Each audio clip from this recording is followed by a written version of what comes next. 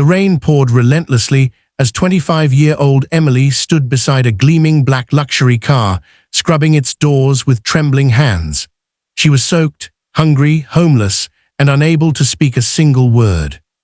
Only months earlier, Emily had been a married woman with a home and dreams of building a family.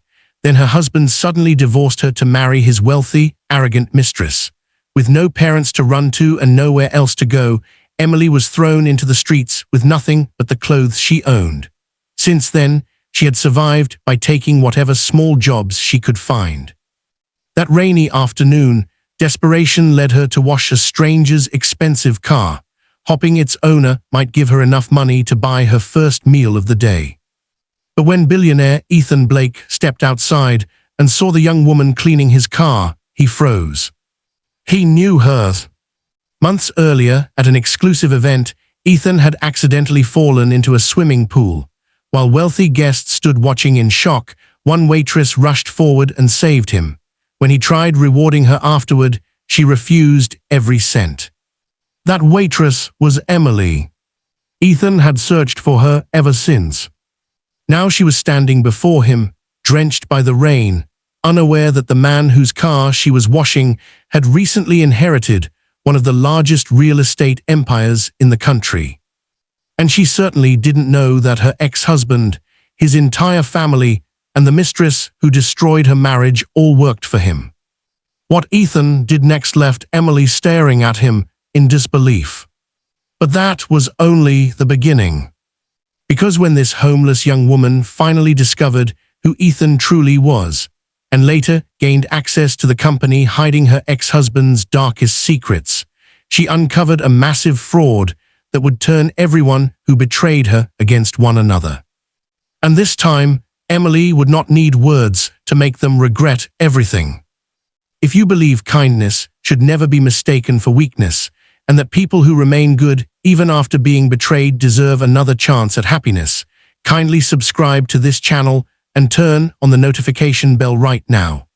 Stories like Emily's remind us that the person society ignores today may be the very person standing in a position of power tomorrow.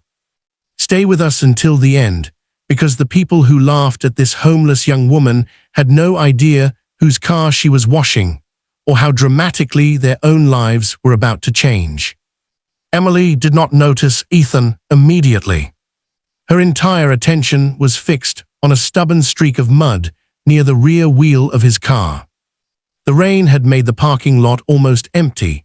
People rushed beneath umbrellas, protecting expensive suits, shopping bags, polished shoes, and carefully styled hair. Nobody paid much attention to the young woman kneeling beside the luxury sedan. That was how Emily had learned to survive. Become invisible. Move quietly. Ask for little. Expect less. A small plastic bucket sat beside her. The water inside had already turned brown. Her fingers were numb from cold, and the thin sweater beneath her borrowed raincoat did little to protect her from the wind. She had found the bucket behind a small diner. The cloth in her hand had once been part of an old kitchen towel. The soap had come from a nearly empty bottle a cleaner had discarded. Everything Emily possessed now seemed to come from something another person no longer wanted. She sometimes wondered if that was what she had become too. Something discarded.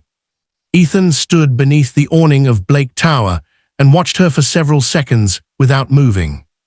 His driver, Daniel, was saying something about rescheduling a meeting. Ethan heard none of it. The woman's wet brown hair clung to her face. Her shoulders were thinner than he remembered. Her shoes looked worn. But there was no mistaking those eyes. He had seen them before. 10 months earlier. At a charity gala. The Blake Foundation had hosted hundreds of influential guests at an enormous estate outside New York City. Investors, celebrities, politicians, and business executives filled the gardens. Music drifted beneath strings of white lights. Champagne glasses glittered beneath chandeliers. Ethan had hated nearly every minute of it. At 32, He had already spent years attending events where people laughed too loudly at jokes they didn't find funny and shook hands with people they disliked because there was money to be made. That evening had been especially exhausting. His grandfather, Charles Blake, had still been alive then. Charles had founded Blake Continental Properties with one apartment building 45 years earlier and transformed it into a real estate empire operating across several states. Everyone assumed Ethan's future had been easy because he was Charles Blake's grandson. Few knew how hard Charles had been on him. "You will inherit nothing simply because you carry my name," the old man once told Ethan when he was 19. "If you want responsibility, prove you can carry it." Ethan had begun at the bottom. He inspected apartment buildings, reviewed maintenance budgets, spent summers helping renovation crews, sat through legal meetings, studied contracts until midnight. Charles made him understand every part of the company before allowing him near executive decisions. But the lesson Ethan remembered most had nothing to do with real estate. "Watch how people behave toward those who can do nothing for them," Charles used to say.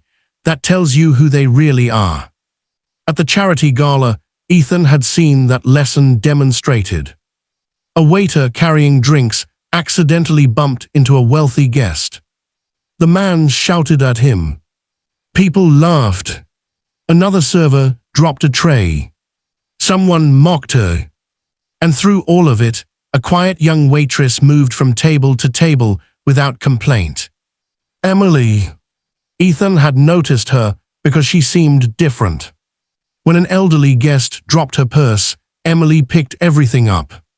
When a child spilled juice on the floor, Emily cleaned it before anyone slipped.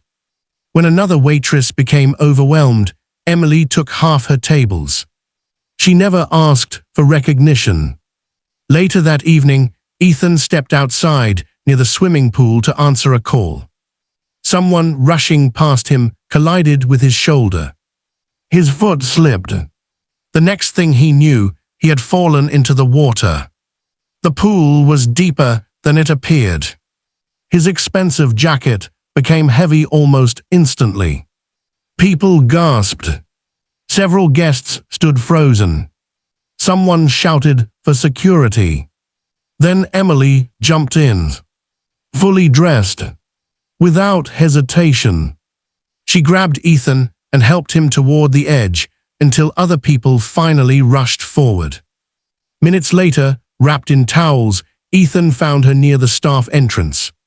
She was soaked, embarrassed, trying to return to work. He offered her money. She shook her head. He offered more. She shook her head again. "I could have been badly hurt," Ethan said. Emily pulled a small notepad from her apron. She wrote quickly.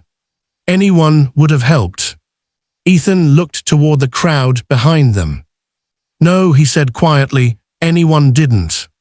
Emily smiled. Then she wrote another sentence. "I didn't help you for money." Ethan never forgot those words. The following morning, he asked the event company for her information. They told him Emily had only been temporary staff. She had left. Weeks passed. Then months. Ethan occasionally caught himself looking for her face in restaurants and hotel lobbies. Charles teased him once. "You're distracted." "I met someone." Charles raised an eyebrow. "Does she know that?" "No." "Then perhaps you haven't met her properly yet." 2 months later, Charles died unexpectedly. Ethan inherited controlling ownership of Blake Continental Properties. The responsibility buried everything else. Until now. Until this rainy afternoon. Emily. She froze. The cloth slipped from her fingers. Slowly, she turned around. Ethan stepped into the rain.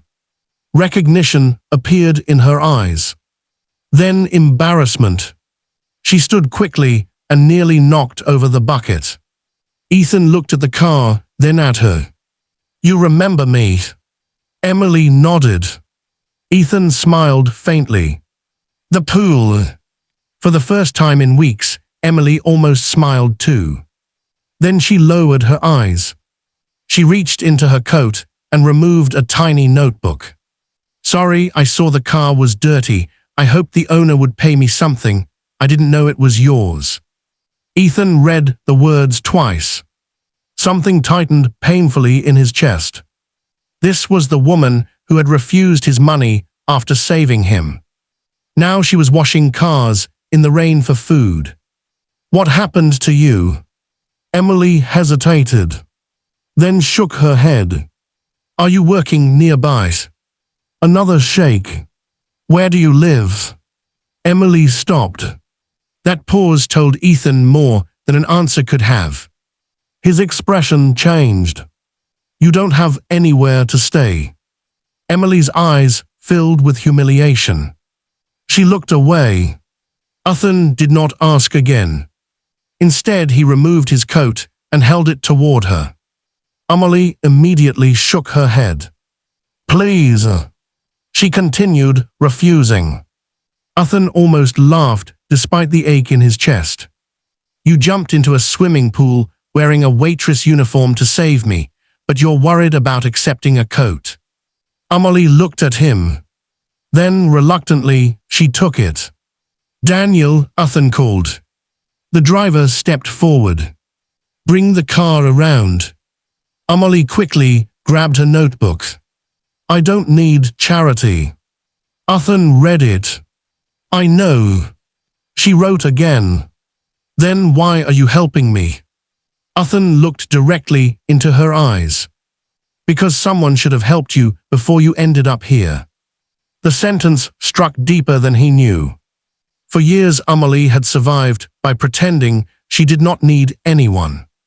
She had been 8 years old when her mother died. 11 when her father followed after a sudden illness.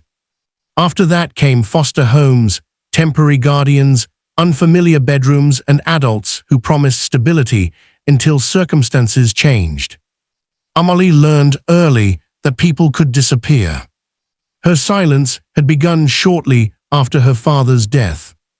Doctors said there was nothing physically wrong with her voice. The trauma had simply locked something inside her. Therapists tried. Teachers encouraged her. Other children mocked her. Eventually, Emily became fluent in American Sign Language and carried notebooks everywhere else. She grew up determined never to become helpless. At 19, she met Ron Carter. He was charming then. Or perhaps she had needed him to be. Ryan came from a family that loved appearances. His father, Douglas, worked in regional development at Blake Continental. His mother, Patricia, lived as though every neighbor were an audience. Ryan worked in acquisitions. His younger brother worked in procurement. Their family gatherings were filled with conversations about promotions, investments, and people they considered beneath them. Yet in the beginning, Ryan had treated Emily gently. He learned enough sign language to communicate. He told her that her silence made him listen more carefully. He brought her flowers. He talked about building a peaceful life together. Emily mistook attention for character. They married when she was 22. The first year seemed happy. The second became different. Ryan started spending later nights at work. He complained that Emily embarrassed him at corporate events because people did not know how to communicate with her. He stopped signing.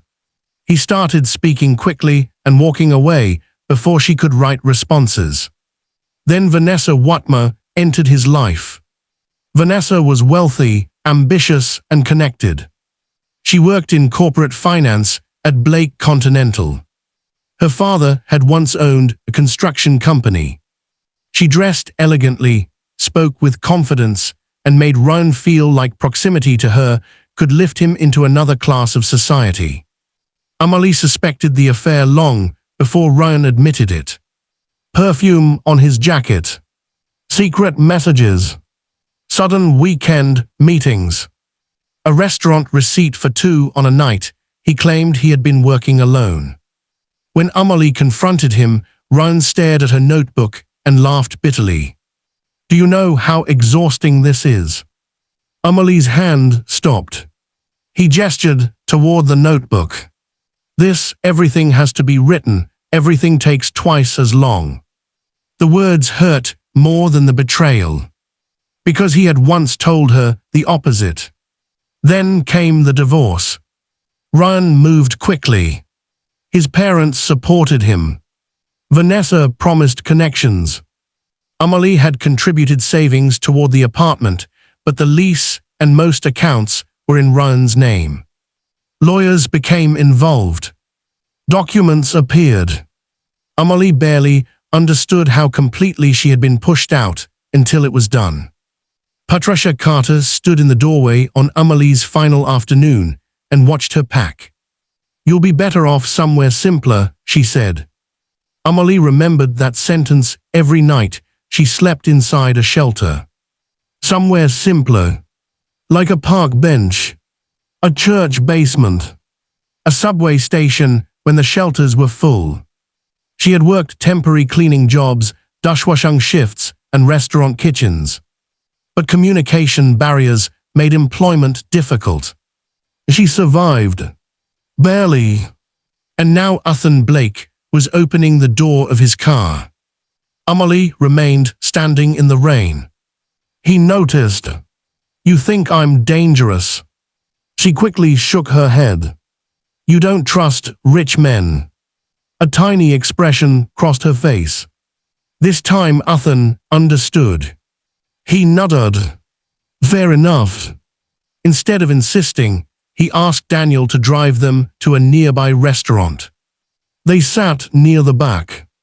Ethan ordered soup, bread and tea. Amelie tried not to eat quickly. She failed.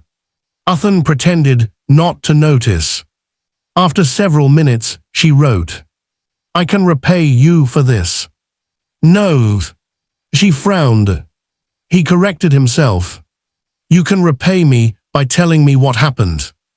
Amelie's pen remained motionless. Then she began writing. It took nearly 20 minutes. Ethan read everything silently. The marriage. The affair. The divorce. The homelessness. The Carters. Vanessa. His expression gradually hardened. When he reached the company name, he stopped. Blake Continental Properties. He reread it. Ryan Carter works for my company. Amelie's eyes widened. Your company. Ethan realized she truly did not know. He leaned back. My grandfather founded Blake Continental. Amelie stared. He died 2 months ago. I inherited controlling ownership. Culcade drained from her face. Ryan had spoken about the Blake family for years. He described them as distant billionaires who rarely appeared in ordinary departments. Amelie had never seen Ethan's photograph associated closely enough with the company to make the connection. Now the impossible truth sat across from her eating lunch. The man she had pulled from a swimming pool was the owner of the company employing everyone who had helped destroy her marriage. Neither of them realized yet how important that coincidence would become. But somewhere high above them, inside Blake Tower, an accounting system held numbers that did not match. Invoices had been inflated. Contractors had been paid for work never completed. Properties had been purchased through intermediaries connected to shell companies. And attached to several transactions were names Amelie knew very well. Carter. Watmo. At that moment, Ethan knew none of it. He only knew Amelie needed somewhere safe. He arranged a room for her at a residential property owned by a charitable foundation his grandfather had funded. Amelie resisted. Uthan made one condition. This is temporary, you aren't receiving charity. Tomorrow, if you want work, come to Blake Continental. She blinked. I remember something about you, he continued. You notice people, details, you did it at the gala, you saw trouble before anyone else reacted. Amelie wrote, what job could I possibly do there? Uthan smiled. We'll figure that out. The next morning, Amelie arrived wearing borrowed clothes. Several employees noticed her immediately. Not because they knew her. Because she entered with Uthan Blake. Whispers traveled faster than elevators. Uthan introduced Amelie to Helen Brooks, head of community housing operations. Helen was nearly 60 and had spent 3 decades working with tenants, shelters, and affordable housing programs. Unlike most executives Amelie had encountered, Helen did not stare when she learned Amelie could not speak. She simply grabbed a legal pad. Welcome, she wrote. Amelie smiled. Within weeks, Amelie began assisting the housing compliance team. Her talent surprised everyone. Years of communicating through writing had made her unusually attentive to documents. She noticed inconsistencies. Dates, names, numbers, missing signatures, contradictory statements. Helen gave her more responsibility. Uthan watched from a distance. He did not want Amelie to believe her advancement depended on his feelings. Because those feelings were becoming increasingly difficult to ignore. Sometimes they ate lunch together. Sometimes Amelie taught him sign language. He learned slowly. The first phrase he mastered was, "Are you okay?" The second was, "You are safe." The third made Amelie laugh silently. He attempted to sign, "The coffee is terrible," and accidentally signed something closer to, "The coffee is a confused horse." Her laughter transformed her face. Uthan stared. Amelie noticed. She looked away. Their relationship grew through small moments. Not grand gestures. Trust arrived slowly. Uthan told her about his grandfather. Amelie told him about her parents. He admitted that wealth often made him suspicious because he never knew who genuinely cared about him. Amelie wrote, "Then maybe we have opposite problems." "What do you mean?" "People see your money before they see you. People see my silence before they see me." Uthan stared at the page. Then he wrote beneath her sentence, "Maybe we can learn to see each other properly." Months passed. Amelie regained confidence. She moved from temporary housing into a modest apartment she paid for herself. She bought new clothes. She began taking evening business courses. Her work in compliance expanded. Then one Tuesday afternoon, the past walked into Blake Tower. Ryan Carter stepped from an elevator carrying a folder. Amelie stood 20 feet away. Both stopped. Ryan's face changed instantly. "Amelie." She remained still. He looked at her clothes. Her employee badge. The floor number. Executive compliance. Confusion became disbelief. "What are you doing here?" Amelie reached for her notebook. Then stopped. She no longer owed him explanations. Ryan stepped closer. "I asked you a question." A voice came from behind him. "And she doesn't have to answer." "Uthan." Ryan turned. His entire posture changed. "Mr. Blake." Uthan walked beside Amelie. "Is there a problem?" Ryan swallowed. "No, sir." "You know Ms. Parker." The name shocked Ryan. Amelie had returned to her maiden name after the divorce. "She was my wife." Uthan's expression remained unreadable. I know. Ryan looked between them. Something like fear entered his eyes. That evening, he called Vanessa. You won't believe who's working upstairs. Vanessa initially laughed. Then Ryan explained. Silence followed. Why would Ethan Blake hire her? I don't know. Does she know anything about us? Yes. Ryan lowered his voice. No. Are you sure? Yes. Vanessa looked across her apartment at several financial documents spread across a table. For the first time in years, she felt uncomfortable. Because Amelie might not know anything. But Amelie noticed things. Vanessa had mocked that quality during Ryan's marriage. Your wife watches everyone like she's taking notes, she'd once joked. Now she remembered it differently. 2 weeks later, Amelie was reviewing contractor payments involving an apartment rehabilitation project in Queens. 3 invoices bothered her. Same formatting. Different company names. Nearly identical bank routing structures. She checked the vendor records. Then older projects. More repayments. She brought them to Helen. Helen frowned. This could be sloppy administration. Amelie pointed to repeated addresses. Helen stopped. Or something else. They escalated the issue internally. Ethan authorized a confidential audit. Nobody informed Ryan. Nobody informed Vanessa. Nobody informed Douglas Carter. The audit uncovered irregularities dating back nearly 4 years. Millions of dollars. Fake consulting agreements. Inflated renovation costs. Kickbacks disguised as service fees. Properties undervalued before being transferred through intermediaries. One shell company traced to Vanessa's cousin. Another connected to Douglas Carter's long-term friend.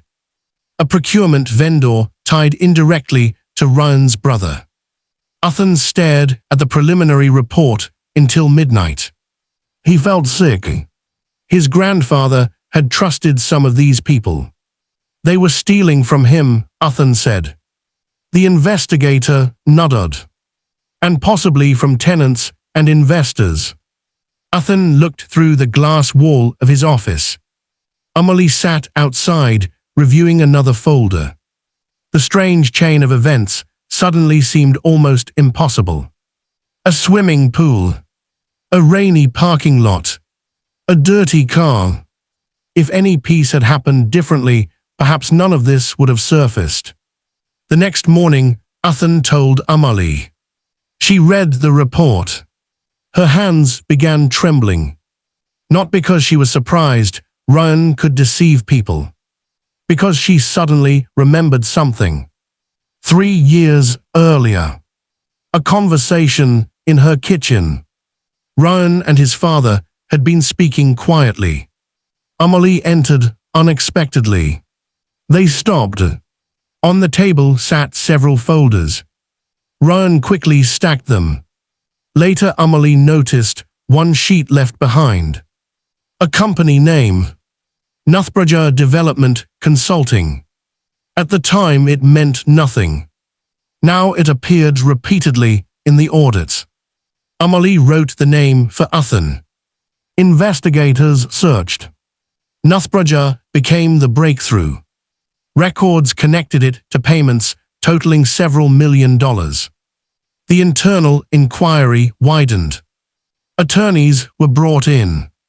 Authorities were contacted. Nobody confronted the suspects yet. Ethan wanted evidence secure before anyone could destroy it. Meanwhile, Ryan began panicking. He noticed compliance requests. Old invoices being pulled. Managers asking unusual questions. Vanessa noticed too. Someone's auditing us, she whispered. Ryan's face went pale. Amelie, You said she knew nothing. She must have remembered something. Vanessa slammed a folder onto the table. You brought her into our lives. Ryan stared at her. I brought her. You married her. You were the one who kept saying she was harmless. The alliance built through betrayal began cracking under pressure. Exactly as Athens investigators predicted.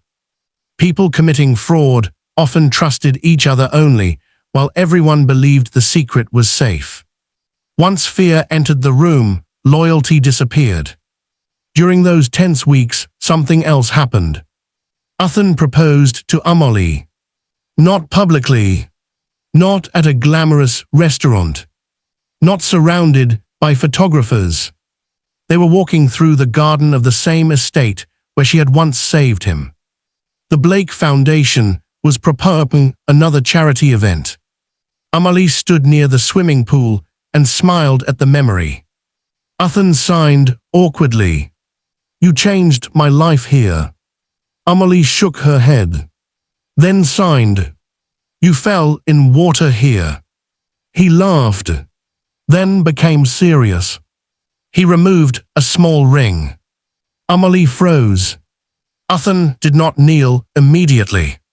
Instead, he signed each sentence carefully because he had practiced for weeks. I loved your kindness before I knew your story. I loved your strength before you trusted me with your pain. I don't want to rescue you. I want to build a life beside you. Amelie covered her mouth. Tears filled her eyes. Athen knelt. Will you marry me? She stared at him for several seconds. Then nodded. Athen stood and wrapped his arms around her. For once Amelie did not feel rescued. She felt chosen. There was a difference. Their wedding was small. Helen attended. Daniel attended. Several members of Athen's family attended. No newspapers were invited. Amelie wore a simple white dress. Before walking down the aisle, she held a photograph of her parents. For a moment, she imagined her father beside her. She remembered sitting on his shoulders at a county fair. Her mother's pancakes on Sunday mornings. The small house that once felt permanent. Then she remembered shelters, cold nights, and Ryan's mother saying she belonged somewhere simpler. Amelie closed her eyes. That life was over. After the wedding, Athen made an announcement that shocked Blake Continental. Amelie would enter an executive development program with oversight of housing integrity and tenant accountability. She did not become CEO overnight. Athen refused to turn her story into a fantasy promotion without preparation. Amelie agreed. She studied intensely. She learned finance, corporate governance, real estate law, operations, risk management. She worked harder than anyone expected. 2 years later, after completing advanced training and leading reforms that saved the company millions, the board appointed Amelie Blake as Chief Operating Officer. 3 years after that, when Athen moved into the role of Executive Chairman, the board voted overwhelmingly to make Amelie CEO. By then, nobody could claim she held the position simply because she married the owner. Her results spoke for her. But the investigation that had started years earlier reached its climax much sooner. Federal and state investigators gathered enough evidence to move. One Monday morning, Ryan arrived at the office and found security waiting. Vanessa received the same reception. Douglas Carter was escorted from another building. Additional employees and outside contractors were named. The company terminated those implicated while legal proceedings moved forward.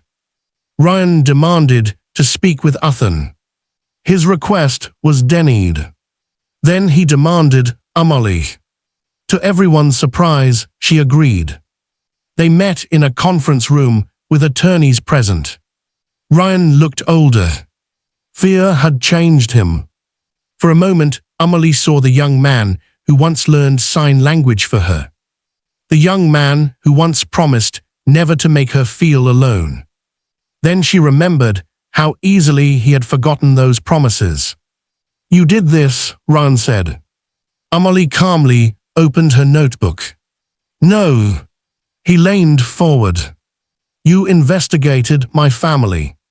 She wrote again. "I investigated fraud." "You wanted revenge."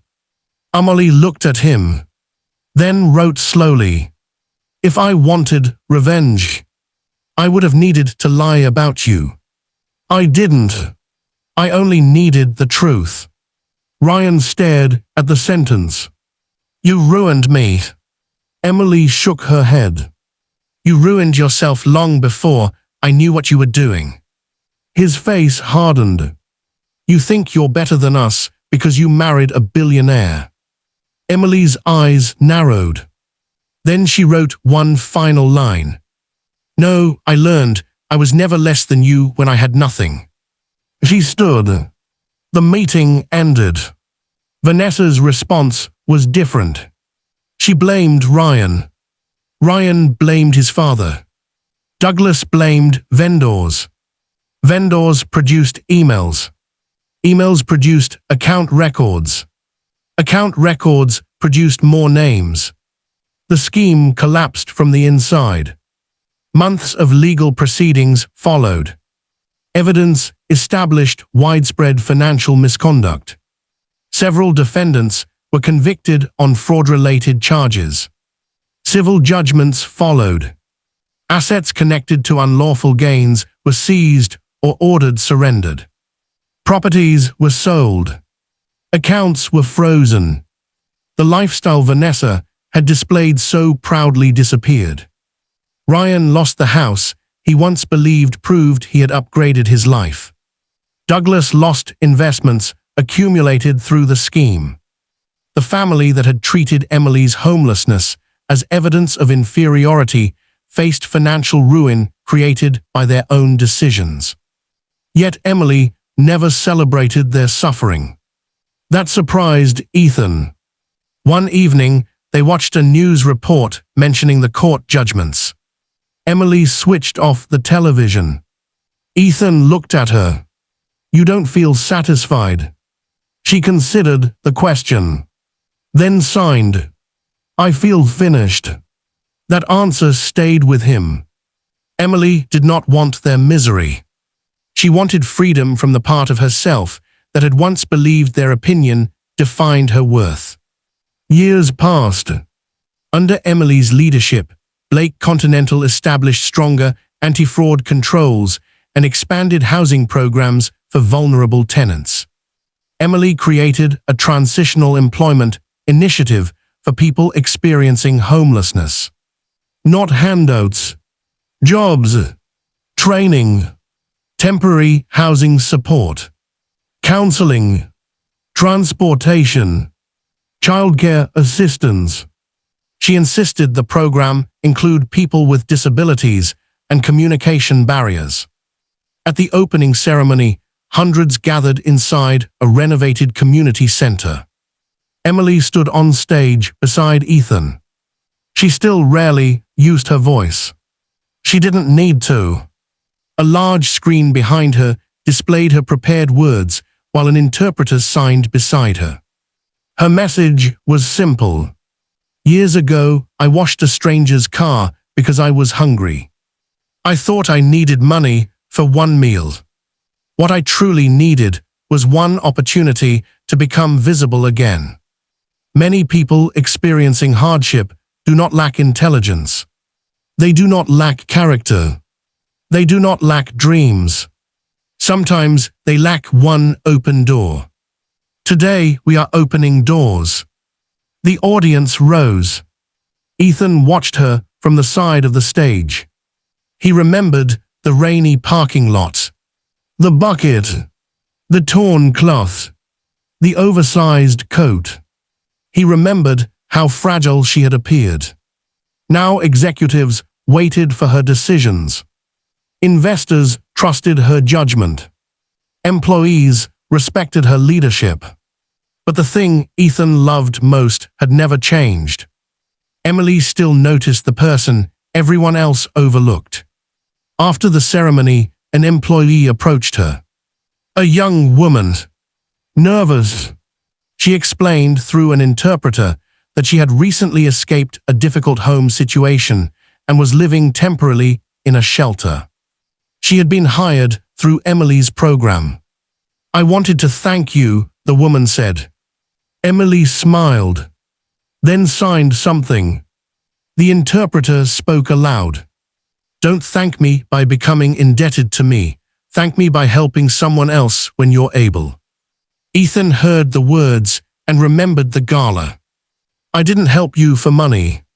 Years had passed. Emily was still Emily. That evening, they drove home through light rain. Their car stopped at a traffic signal. Emily looked through the window. Across the street, a teenage boy was helping an elderly man collect groceries that had spilled onto the sidewalk. Other pedestrians hurried past. The boy stayed. Emily touched Ethan's arm. He looked. They watched the boy finish helping. Ethan smiled. "My grandfather would have liked that." Emily signed. "Why?" "Because he used to tell me to watch how people treat those who can do nothing for them." Emily leaned her head against the seat. Then signed. "That's how you found me." Ethan shook his head. "No." She raised an eyebrow. "You found me first." Emily smiled. The signal changed. The car moved forward. Behind them, Blake Tower disappeared into the rainy skyline. Inside one of its executive offices hung a framed object that visitors often found strange. Not an award. Not a photograph. Not a company certificate. An old, faded piece of kitchen towel. Beside it was a small plaque. It read, "Never mistake someone's circumstances for their value." Emily had kept the cloth from the afternoon she washed Ethan's car. Ethan found it years later inside a box. He wanted it framed.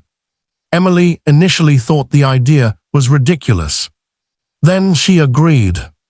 Every new executive who joined Blake Continental eventually heard the story. But Ethan always corrected people when they called it a story about a billionaire saving a homeless woman. "That is what happened," he would say. "She saved me first." And perhaps that was the part nobody expected. The rain had made Emily look powerless. Her silence made strangers underestimate her. Her homelessness made people look away.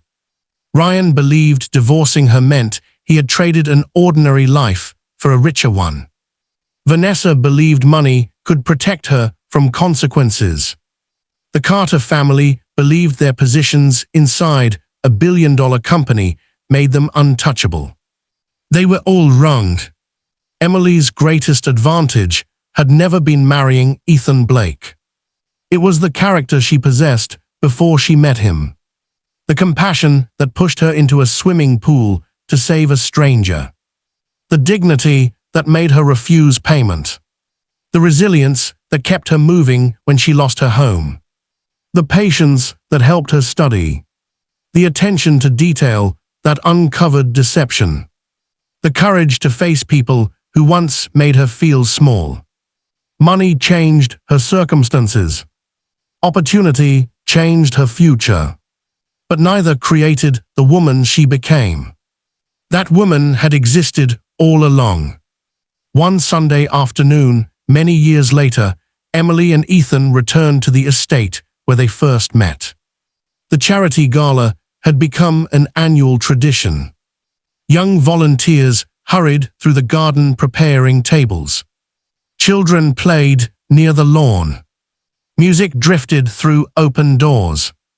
Emily stood beside the pool. Ethan approached, carrying 2 glasses of lemonade. He offered one. He accepted. You know, he said, I still blame whoever pushed me into this thing. Emily signed. You slipped. I prefer the dramatic version. She laughed. Ethan looked across the water. Sometimes I wonder what would have happened if you hadn't been working that night. Emily thought. Then signed. Someone else might have helped. Ethan gave her a look.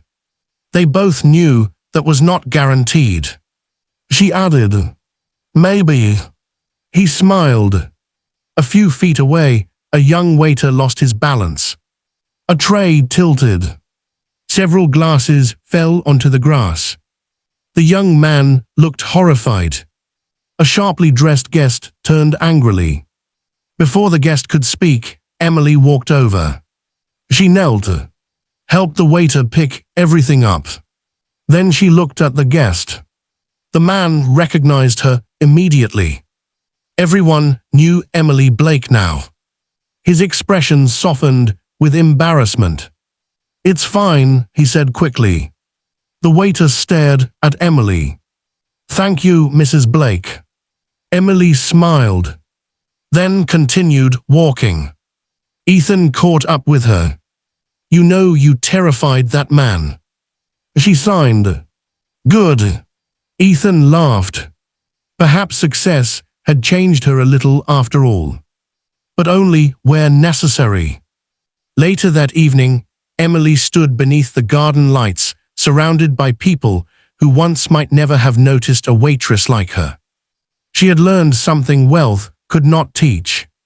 Life sometimes changed direction through enormous decisions.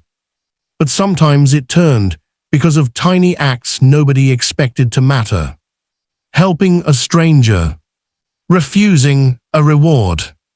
Washing a dirty car. Opening a folder. Questioning a number. Choosing not to become cruel simply because others had been cruel first. Emily had every reason to become bitter.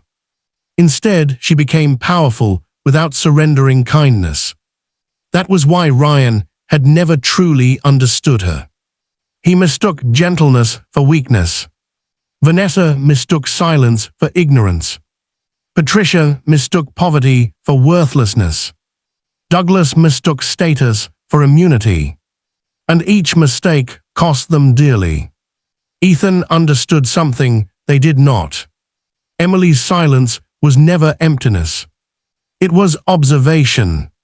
Her poverty was never identity. It was circumstance. Her kindness was never submission. It was choice. And when someone who has survived betrayal learns the difference between being powerless and being underestimated, the world can become very surprised by what happens next. Years after Ryan's conviction, Amelie received a letter. It came without warning. She recognized the handwriting immediately. Ryan.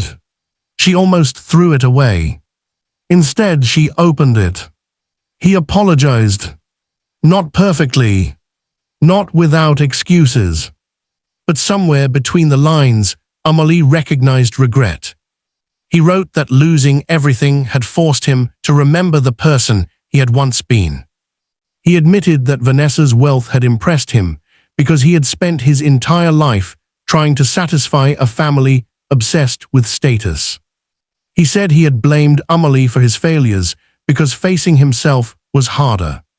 At the bottom, he wrote, "You were the best person in my life, and I treated you like you were holding me back." Amelie read the sentence twice, then folded the letter. Ethan found her sitting by the window. He saw the envelope. "Ryan." She nodded. "What are you going to do?" Amelie looked outside, then signed. "Nothing." Ethan sat beside her. "You forgive him." She thought carefully, then signed. Forgiveness doesn't always mean reopening a door. Ethan nodded. She placed the letter inside a drawer. Not because Ryan deserved another place in her life, but because she no longer needed to destroy evidence that he had once hurt her. The wound no longer controlled her. That night, Uthan made dinner. He was a terrible cook. Amelie watched him burn garlic bread and signed, "Billionaire." Uthan looked offended. "What?" She pointed toward the smoking oven. Then signed, "Cannot make bread. I run international real estate investments." She signed, "Bread is harder." Apparently. Amelie laughed. The simplicity of the moment meant more than either of them said. She once believed happiness would come when the people who hurt her finally regretted it. She had been wrong.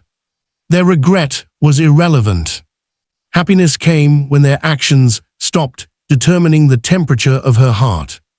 It came through safety, purpose, friendship, love, work she respected, a home nobody could throw her out of, and the ability to look at her past without wanting to return and change it.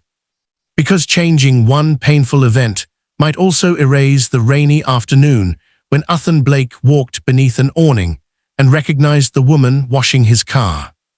A woman everyone else had overlooked. A woman he had spent months trying to find.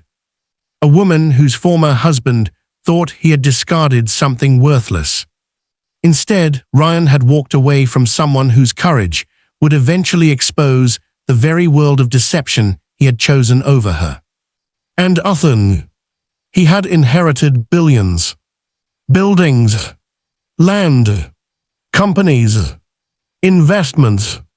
But when people eventually asked him what the greatest thing he inherited from Charles Blake was, Uthan never mentioned money. He repeated his grandfather's lesson. Watch how people behave toward those who can do nothing for them. Because that lesson had helped him recognize Amelie. And Amelie had taught him the rest. Sometimes the richest person in the room is not the one with the largest bank account.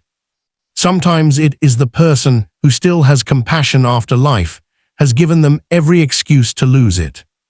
Dear viewers, if Amelie's journey touched your heart, let her story leave you with this message. Never measure a person's worth by their current circumstances, their disability, their job, their clothes, their relationship status, or the amount of money they have. The person struggling today may simply be standing between hardship and opportunity, and one act of kindness could become the door that changes an entire life. If you believe betrayal should never destroy a good heart, that dishonesty eventually carries consequences, and that kindness, dignity, and perseverance deserve to win, kindly subscribe to the channel and turn on the notification bell so you don't miss more powerful stories like this. And share this story with someone who needs the reminder that being rejected does not mean their future has been rejected too.